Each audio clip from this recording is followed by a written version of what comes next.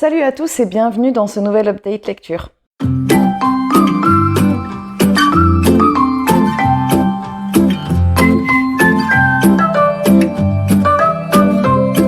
Alors aujourd'hui j'ai pas mal de lectures à vous présenter, donc je vais essayer de me souvenir de tout, je vais essayer de ne pas me tromper et je vais commencer parce que sinon ça va être long. En effet, cette semaine, voilà, il y a pas mal de choses à vous présenter. Oh, ça y est, je vais tout tomber. Mais vous allez voir pourquoi. Alors la première lecture que je vais vous présenter, je vais mettre l'insert ici parce que je ne l'ai plus. Il s'agit de, je vais attraper le papier. Il s'agit de Yojimbo de Sylvain Repos chez Dargaud. C'est un livre un roman, une bande dessinée, un roman graphique que j'ai lu dans le cadre du Prix de la Mouette. Donc ça y est, j'ai lu les 5 titres qui sont donc Battus, Les Grands Cerfs, Rosencrow, Le Jardin et Yojimbo. Ici, on va suivre un jeune garçon et son père dans un monde post-apocalyptique et futuriste, où les robots sont les seuls, on va dire, survivants sur Terre, enfin sur une Terre a priori, parce que c'est pas très, on n'a pas énormément de détails dans ce premier tome. Et en fait, on comprend très vite que le petit garçon et son père fuient. Alors, on ne sait pas trop quoi. Et il va arriver un drame, évidemment, qui va faire que le petit garçon va se retrouver seul. Et il va être traqué par une espèce d'être semi-humain, mi-humain, mi-robot, qui va essayer de le tuer. Donc, les robots, en fait, vont le protéger de cette menace qui va être permanente. C'est un premier tome, donc du coup, je ne sais pas qu'est-ce qui se passe par la suite. Alors, pour ma part, j'ai bien aimé et en même temps, je n'ai pas aimé. Alors, j'ai bien aimé les dessins. Là, du coup, c'est dommage, je ne peux pas vous montrer, mais j'ai trouvé les dessins très jeunes, en fait, plutôt jeunesse. Mais l'histoire, je l'ai trouvée plutôt sombre et cette espèce d'entité qui poursuit le petit garçon, je l'ai trouvée ultra glauque. Elle a un côté, c'est un personnage relié avec des tuyaux. Enfin bon, bref, il est très bizarre et il m'a mis très mal à l'aise. Mais voilà, j'ai bien aimé, mais le fait que ce personnage me mette si mal à l'aise, ça m'a mis mal à l'aise. Voilà, c'est nul comme phrase, mais voilà, c'est ça. Il y a eu un truc genre, ça m'a un peu dégoûté, quoi. J'ai lu ensuite cette semaine, j'ai terminé, alors donc je ne l'ai pas lu cette semaine, mais j'ai terminé Elantris de Brandon Sanderson. Je pensais le terminer, ne pas réussir à le terminer pour le mois de mai, c'était mon pavé pour 2020, c'était mon pavé pour le mois de mai en 2022. Donc pour ceux qui ne savent pas, en 2022, j'ai décidé de lire un pavé par mois. Et donc, un pavé par mois et de le répartir sur tout le mois. Sur le mois de mai, c'était Elantris. Sur le mois de juin, je vous montrerai après. J'ai laissé un petit marque-page parce qu'en fait, il fait un peu moins de 1000 pages, puisque les 50 dernières pages, ce sont des scènes coupées. Un peu moins. Les 30 dernières pages, ce sont des scènes coupées. Tout le reste, c'est vraiment l'histoire d'Elantris. On va suivre 3 personnages dans cette histoire. Racen, qui est un prêtre, un grand prêtre. Saren, qui est une princesse. Et Raoden, qui est un prince. Alors, en fait, la princesse Saren vit dans un royaume et elle doit venir dans le royaume du prince Raoden pour l'épouser. Et au moment où elle arrive, en fait, dans sa ville, à Cae, on lui annonce que le prince est mort et donc que elle peut pas elle est veuve en fait. Donc elle est mariée sans être mariée et elle se retrouve dans ce pays étranger avec ses coutumes étrangères où en fait elle doit porter le veuvage, je crois qu'on dit comme ça, de ce prince qu'elle n'a jamais vu en fait. Pendant ce temps-là, le prêtre Racen, il arrive à peu près au même moment. En fait, il vient pour pour imposer sa religion à cette ville qui est jugée impie par les pratiquants de la religion de Racen. Et en fait, on va découvrir très vite que Raoden, lui, il n'est pas mort et en fait, il a été atteint d'un mal et de ce mal qui est rejeté par les habitants de Cae. Et en fait, c'est un mal qui touche certains habitants et qui font qu'ils ont des tâches. Non, je ne vais pas trop vous en dire. Bref, il a un mal. D'un autre côté, Elantris, c'est l'histoire de... donc, on a ces 3 personnages, et de l'autre, on a la... Enfin, de l'autre, non, en fait, en même temps, mais surtout, ce qui va être important, c'est que ça va être divisé en 2 parties, enfin, pas en 2 parties, mais en deux territoires, on va dire. Il va y avoir ce qui va se passer dans Cae, dans la ville, avec Saren et avec Racen, le prêtre, donc et la princesse et le prêtre. Et d'un autre côté, il va y avoir ce qui se passe à Elantris. Elantris, c'était une cité magnifique qui a complètement périclité. Et donc, Raoden va se retrouver dans cette cité, le prince Raoden va se retrouver dans cette cité pour certaines raisons. Donc, Je vous l'ai dit parce qu'il a ce mal-être. Mais donc, en gros, il ne va pas se passer énormément de choses dans ce livre, ce qui est très étonnant parce qu'il est quand même assez énorme, parce que, comme je vous disais, il fait presque 1000 pages. Mais il y a beaucoup de géopolitique qui se passe, en fait, puisqu'il se passe des choses entre le royaume de la princesse et le royaume du prince. Je préfère vous dire le prince, la princesse et le prêtre, parce que c'est vrai qu'au niveau des prénoms, on s'y perd. Enfin, on s'y perd pas, mais voilà, c'est toujours dans la fantasy, on a Raoden, Rasen et Saren, quoi. Voilà, c'est pas forcément des prénoms dont on a plus ou moins l'habitude, alors que grosso modo, en fait, l'histoire, elle est assez simple. Il y a cette veuve d'un côté qui essaye de creuser son trou dans ce monde avec son beau-père qui est très tyrannique. D'un autre côté, on a le prince qui doit vivre dans sa nouvelle condition, et de l'autre, on a ce prêtre qui essaye de s'insinuer progressivement dans la vie politique de ce peuple, quoi, de ce pays. C'était super intéressant. Moi, je sais que je l'ai beaucoup aimé. Alors, bon, la plume de Brandon Sanderson, elle est tout bonnement incroyable, hein, comme d'habitude. Mais ce que j'ai beaucoup aimé, c'est... je me suis beaucoup, beaucoup attachée au personnage. J'ai énormément aimé tous, hein, le prêtre, la princesse, le prince, tout le monde. J'ai aimé tout le monde. Enfin, j'ai aimé plus ou moins, mais si, j'ai énormément aimé. Je pense même que je peux dire que c'est un coup de cœur parce que c'est une lecture d'une très grande qualité. Après, il ne faut pas perdre de vue que si vous voulez quelque chose, il y a plus de punchy, plus d'action, faut pas partir là-dessus. Parce que en 1000 pages, on va dire 1000, même s'il y en a 947, en 1000 pages, c'est pas 1000 pages d'action, quoi. Et il y en a très peu, et c'est surtout sur la fin. Et en fait, c'est pas forcément ça qui est le plus intéressant. C'est vraiment le travail autour des personnages, autour des liens les uns avec les autres, autour de qu'est-ce qui va se passer au niveau politique, au niveau interne, comment ça va jouer. Enfin, c'est vraiment super bien mené. Et même si des fois on a un petit peu peur de se perdre avec les noms dans la fantaisie, les noms des personnages, mais également les noms de la religion, il y a des êtres aussi qui accompagnent le prince et enfin qui accompagnent la princesse. Enfin, il y a un être qui accompagne la princesse, et en fait on comprend pas toujours très bien qu'est-ce que c'est, mais en fait Brandon Sanderson, il a cette force que même sans expliquer exactement, il fait pas un descriptif des personnages, il explique pas, ça c'est tel personnage, voilà comment ça fonctionne, voilà à quoi il sert et tout ça. Voilà comment il est tout simplement, parce que des fois c'est pas forcément des humanoïdes. Et bien, on arrive à le comprendre et on arrive à le cerner, et c'est pas problématique en fait. On arrive à le cerner progressivement, et en fait il faut se laisser guider par ce flou un petit peu. Mais de toute façon, dans la fantasy, c'est de manière générale, je trouve que c'est ça. Il faut se laisser porter par le flou, et si c'est bien écrit, selon moi, attention, je ne me permettrai pas de me poser en juge suprême de la fantasy, mais quand c'est bien écrit, au bout d'un moment, ça c'est clair en fait. Au bout d'un moment, ça c'est cool, et on se rend compte que sans s'en apercevoir, on a compris qui c'était et comment ça fonctionnait. C'est plutôt malin. Donc c'était vraiment une super lecture. J'ai un autre Brandon Sanderson dans ma palle. J'ai les archives de Rochard, le premier tome, et je pense que les archives de Rochard, je le lirai sur juillet, même si j'avais pas prévu de faire des pavés en juillet-août. Peut-être que je vais en faire en fait. Je ne les présente pas forcément dans l'ordre dans lequel je les ai lus, mais je les attrape comme ils viennent. J'ai lu ensuite le tome 9 et le tome 8 et le tome 9 de l'Atelier des sorciers de Kamome Shirahama chez Pika Édition. Donc c'est la suite du manga que je continue toujours avec ce monde fantastique. Il est très doux. L'univers des sorciers est vraiment très doux, et surtout il est vraiment très original. Leur façon de faire la magie, je l'ai jamais vu, j'ai jamais vu cette forme-là, parce que très souvent c'est sous forme de baguette, alors que là on est sous forme d'écrit et de cercle. C'est vraiment super intéressant, et je tenais à vous en parler notamment parce que dans le tome 9 que j'ai lu tout à l'heure, on y parle de consentement, on y parle de respect, on y parle de on y parle de respect et de consentement, et je trouve que c'est très très important, et ça a été bien amené, et surtout c'est hyper bien cadré. C'est très... Replaçons les choses dans leur contexte, enfin non, replaçons les choses là où elles doivent être. Qui est une... Même si on ne correspond pas à la victime, comme on se fait une idée de la victime, ou au bourreau, comme on se fait une idée du bourreau, à un moment donné, il faut remettre la faute sur la personne, enfin, il faut être clair, quoi. Voilà. Bon, je me perds un peu dans mon explication, mais je pense que vous avez compris. Bref, j'ai beaucoup aimé ces 2 tomes. Comme d'habitude, l'Atelier des sorciers, c'est toujours un vrai régal pour moi.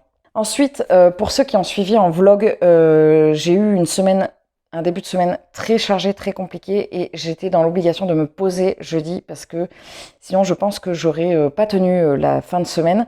Et donc pour m'obliger à me poser, j'ai pris un livre et je me suis dit je me bougerai que quand j'aurai lu le livre d'un bout à l'autre. J'ai lu jeudi dans la matinée le premier tome de Blackwater de Michael, je ne sais jamais, McDowell, chez Monsieur Toussaint l'Ouverture.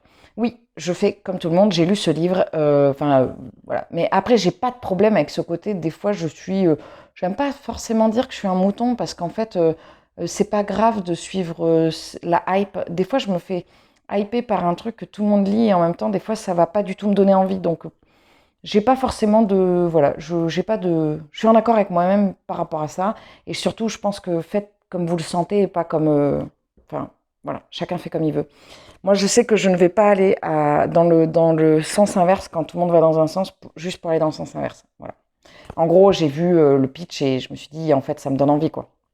J'avais vu le bouquin que je trouvais très beau, mais au départ, je m'étais dit, un bouquin si beau, à mon avis, il doit coûter une blinde. Et en fait, non, pas du tout. Ce sont des bouquins qui sont à un prix très abordable et qui sont à 8,40 €. C'est pour ça aussi que je me suis dit, ah ouais, pas mal. Donc, on va parler d'abord de ce magnifique objet livre qui est absolument, voilà, il est superbe. Il est absolument incroyable. Que vous aimiez ou pas. D'ailleurs, je vous montre pas trop le dos parce que les dessins dévoilent beaucoup de choses en fait.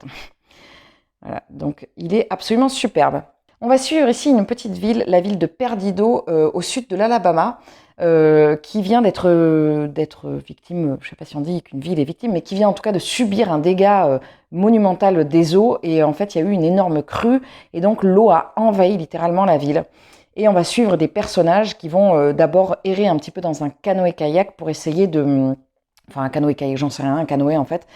Pardon, on est au début du XXe siècle, je crois qu'on est en 1919. Et donc, on va suivre ces personnages qui vont essayer Oui, en 1919.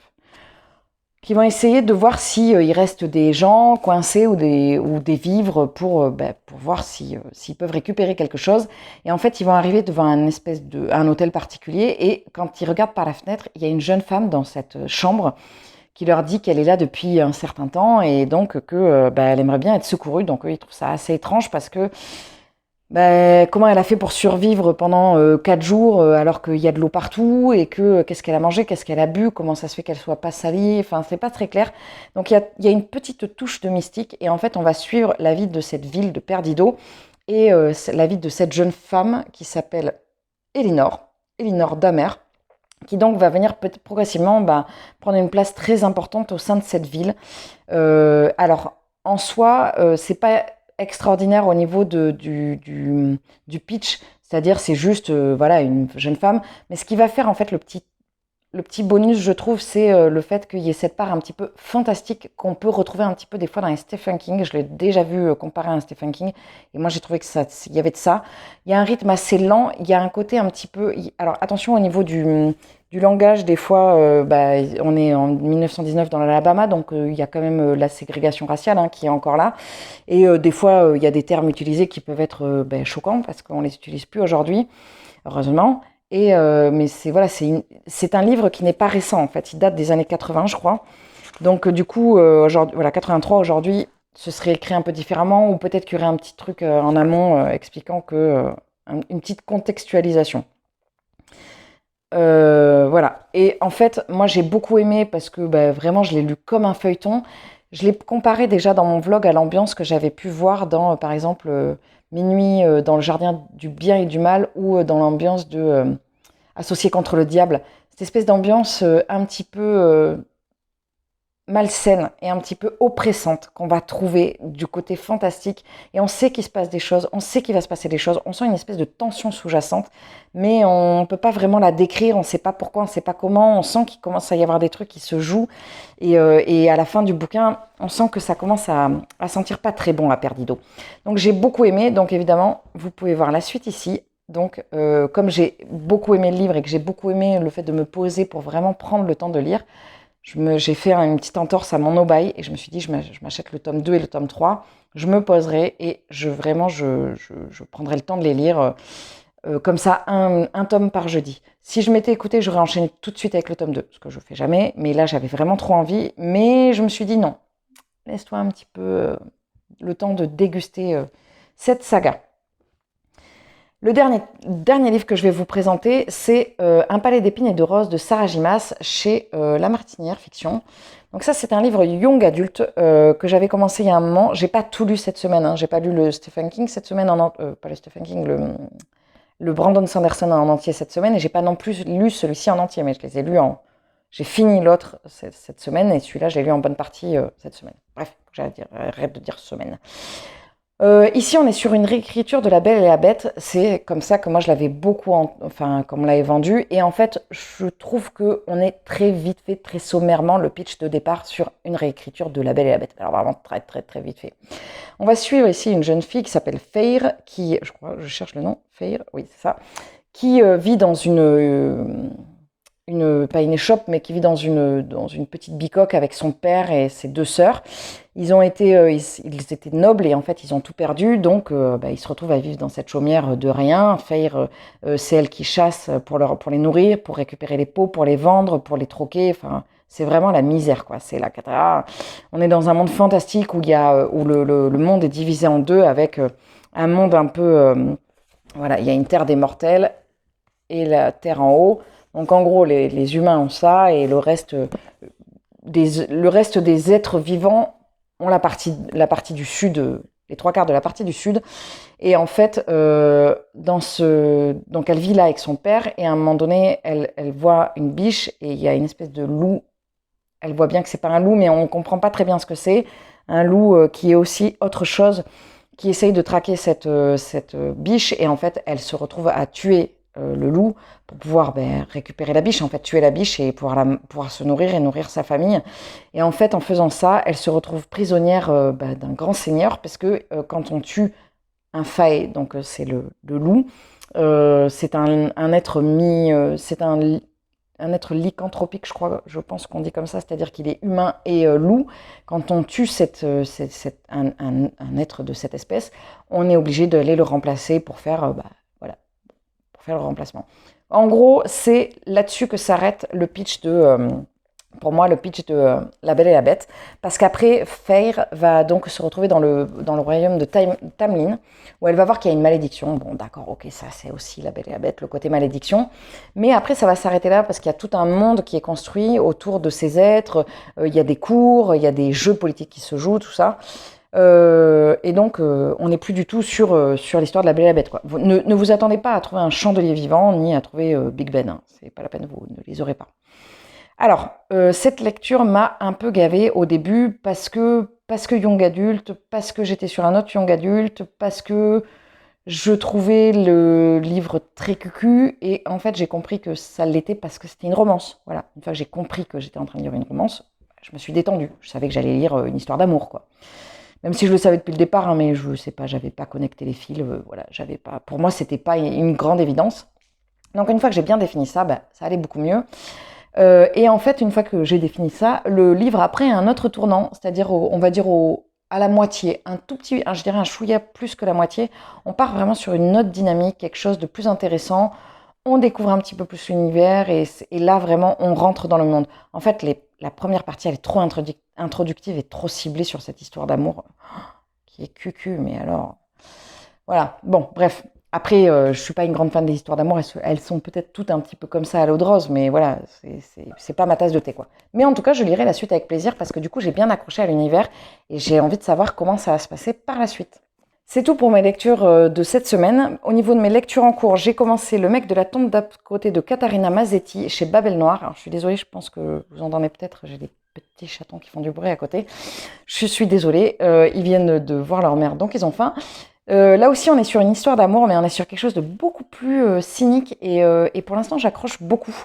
Alors, je l'ai pas lu énormément, mais je pense que je vais le lire aujourd'hui beaucoup plus. Je voudrais lire aujourd'hui aussi le deuxième tome de Glouton et Dragon et je vais commencer aussi en lecture commune pour le pavé donc de juin. Je vais lire Une colonne de feu de Ken Follett. Donc là, on est sur un gros pavé, un tout petit peu moins de 1000 pages, 982 pages. Donc là, on a un découpage, je le lis avec Amandine, dont je ne me rappelle plus le compte Instagram, mais que je vous mettrai là en bandeau, j'irai voir quand je ferai le montage, et qui fait aussi également des chroniques et qui a beaucoup participé à notre printemps des livres. Ah oui, j'ai pas dit. Alors, Elantris, je l'ai lu dans le cadre du printemps des livres, mais également dans le cadre du mois de la fantaisie. Le mois de la fantaisie, j'ai regardé, j'ai pas lu énormément de choses, je crois que j'ai lu 3 livres. Donc ça, c'est mon pavé pour je vais pas y arriver, pour juin 2022. Si vous voulez vous joindre à la lecture commune, n'hésitez pas à me le dire et je vous mettrai je vous donnerai le découpage. Je vous ai proposé également, ça y est, je bug, de lire un livre, un auteur, jusqu'à la fin de l'année, de lire un livre de cet auteur tous les mois. Et suite à un vote Instagram, c'est Stephen King qui est ressorti. Donc, pour le mois de juin, je vous propose le titre Les yeux du dragon de Stephen King. Alors, j'adore parce que c'est en junior. Et alors, Stephen King en junior, je suis curieuse de voir parce que pour moi, c'est pas du tout du junior. Mais c'est marrant parce que Camille des Idées Nuls, elle avait raconté une fois pendant un live, je crois, ouais, elle me l'avait peut-être dit, mais qu'une fois, elle avait été chercher un Stephen King et le libraire lui avait dit on fait pas du young adulte. Et Stephen King, c'est pas du tout du young adulte. Il faut pas le proposer aux enfants, quoi. Alors déjà, cette couverture, moi, elle me fait hyper flipper. Je la trouve hyper stressante. Donc ça, ce sera le livre de Stephen King pour le mois de juin. Et comme on m'a demandé, l'une d'entre vous m'a demandé parce que je ne l'ai pas présenté, pour le mois de juillet, le Stephen King, ce sera l'histoire de Lizzie. Comme ça, si jamais vous voulez le lire en lecture commune, vous avez le temps de vous le procurer. Voilà.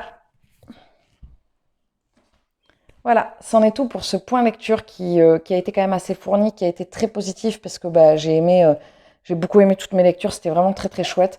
Donc ça a été une très belle semaine et je pense qu'il y a encore une belle semaine qui s'annonce devant moi.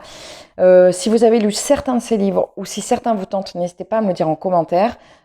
Si vous n'avez pas aimé certains de ces livres, surtout n'hésitez pas à me le dire parce que voilà, c'est toujours intéressant de pouvoir échanger bien évidemment. Si vous avez lu Elantris et que ce côté très lent du rythme du bouquin vous a dérangé, dites-le moi parce que moi je sais que j'ai bien aimé, mais parce que je le lisais pas tout seul. J'alternais avec autre chose parce que sinon je pense que ça m'aurait un peu plus gonflé. Voilà, je vais m'arrêter là pour ce point lecture. Je vous remercie pour votre présence sur cette chaîne comme d'habitude. Je vous souhaite une très belle journée, une très belle semaine, un très bon mois, une très bonne année et je vous dis à très vite dans un prochain update. Salut!